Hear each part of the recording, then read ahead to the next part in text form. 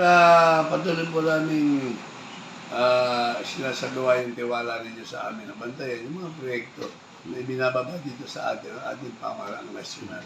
DPWH ang region, DPWH ang district, kaya din po ang ating lalawigan at maayos po ang aming koordinasyon sa mga programa sa pagpapatupad.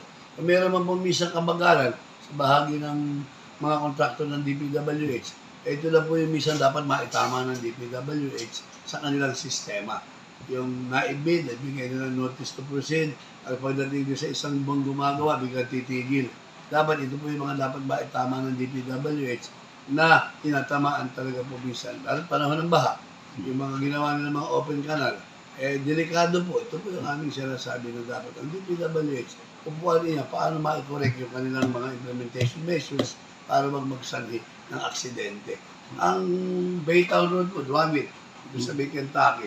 Pasamantala po, ito ay pinalo-up namin nila Governor Inares na pasamantala mabuksan ngayon yung ginagawa miski ilang araw lang hanggang asigot, sabi ng ating lalawigan ng DPWH, para yung mga traffic papuntang Taytay, dahil malayo nga po ikot dito sa Aiden Mill, labas ang SM Calabao, ay bubuksan ito ng alas 2 ng hapon hanggang alas 4 ng daling araw.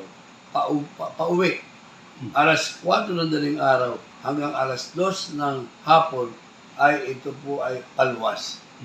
At yung Edenville ang Keep Moving Avenue, ito po ay regular na two-way. So, hanggang asinggo lamang po na inero yan, batay sa impormasyong ibinaba ng DPWH at pag-uusap namin ng engineering ng Kapitolyo na inatasan ng Governor. Pero ongoing naman ang develop o tigil? Ongoing naman, kaya na problema po yung box culvert na malaki inilalagay dyan, interceptor, piniwending sa ilalim, pinubuhusan. May tubig po, water level po ng dagat, ay water level ng ilalim ng interceptor.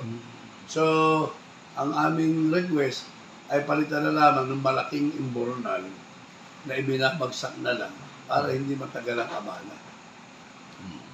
So, gagawin po daw nila. At sa ngayon, ay inahingi lalo namin ng paumanin sa ating mga kababayan na ganoon din kami, naiinit na rin kami. Pero pinipilit po natin ito ay matutukan. Katulong po ang ating lalawigan. Thank you po.